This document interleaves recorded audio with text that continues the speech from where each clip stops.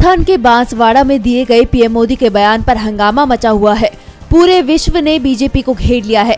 PM Modi ने दावा किया था कि कांग्रेस सत्ता में आई तो लोगों की संपत्ति मुसलमानों में बांट देगी।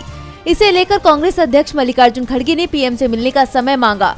वो कांग्रेस के घोषणा पत्र को मोदी को सौंपना चाहते हैं और समझाना भी चाहते हैं कि कांग्रेस के घोषणा पत्र पर क्या गारंटी दी गई है। तो दूसरी तरफ पीएम के बयान को लेकर कांग्रेस नेता चुनाव आयोग पहुंच गए।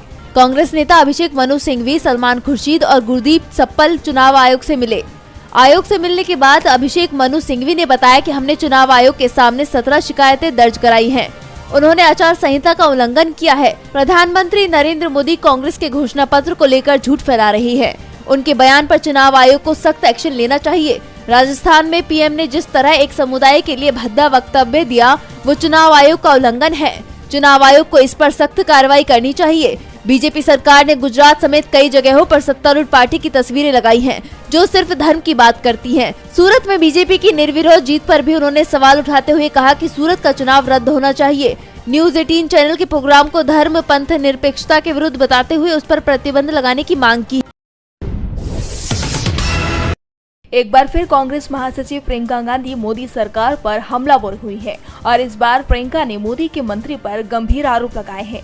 दरअसल राजनाथ गांव में चुनाव प्रचार करने पहुंची प्रियंका गांधी ने अमित शाह पर गंभीर आरोप लगाए हैं। उन्होंने कहा कि मैं अपनी बेटी से मिलने विदेश गई थी तो अमित शाह मेरी जासूसी करवा रहे थे और मेरे निजी जीवन पर भी बीजेपी नजर रख रही है। यही नहीं, प्रियंका ने पहले चरण की वोटिंग पर भी खुलकर बात की। उन्होंने कहा कि हम उम्मीदों से बेहतर कर रहे हैं। हमारे लिए पहला चरण अच्छा रहा। बीजेपी पहले चरण को लेकर मिल रहे संकेतों से हतोत्साहित है। तो वहीं संविधान में बदलाव के मुद्दे पर प्रियंका गांधी ने प्रधानमंत्री नरेंद्र मोदी और पूरी बीजेपी पर सवाल उठाए। प्रियंका ने कहा कि प्रधानमंत्री मोदी बैकफुट पर हैं। पीएम की मर्जी के बिना बीजेपी नेता संविधान में बदलाव की बात नहीं कर सकती। संविधान में बदलाव कर जनता के अधिकार को कमजोर किया जाएगा। इसी के साथ प्रियंका ने पिछले दिनों तेजस्वी यादव के एक वीडियो के बाद मचे बवाल को लेकर भी मोदी सरकार पर हमला बोला।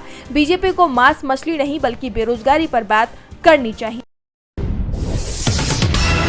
लखीमपुर खीरी में हुई घटना ने मोदी सरकार के खिलाफ किसानों के आक्रोश को चरम पर पहुंचा दिया था और एक बार फिर ये मुद्दा तूल पकड़ता हुआ नजर आ रहा है और सुप्रीम कोर्ट ने मामले में आरोपी केंद्रीय गृह राज्य मंत्री अजय कुमार मिश्रा टेनी के बेटे आशीष मिश्रा को लेकर तीखी टिप्पणी की है।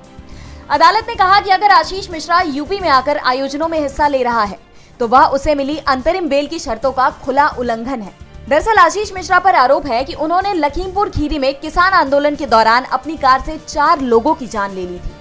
आपको बता दें कि मामले में सुनवाई के बाद अदालत ने आशीष मिश्रा को बेल देते हुए ये शर्त रखी थी कि वो यूपी से बाहर ही रहेंगे। उन्हें केवल लखीमपुर खीरी मामले में ट्रायल के दौरान यूपी जाने की परमिशन होगी।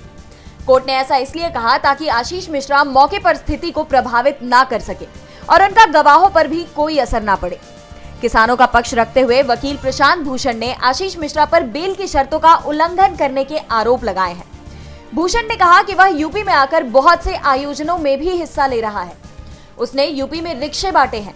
मैं नहीं जानता कि आखिर कैसे इसकी परमिशन दी जा रही है। मैं इसे लेकर एक एफिडेविट दाखिल करता हूं जिसमें इसकी जानकारी होगी। हालांकि आशीष के वकील ने इन आरोपों को खारिज किया है, लेकिन कोर्ट ने सख्त रुख अपनाते हुए इसे कोर्ट के आदेशों का उल्लंघन बताया है। सुप्रीम कोर्ट की सख्त टिप्पणी के बाद ये कहा जा रहा है कि अगर आशीष मिश्रा ने बेल की शर्तों का आगे भी उल्लंघन किया तो फिर उनकी जमानत भी खारिज हो सकती है।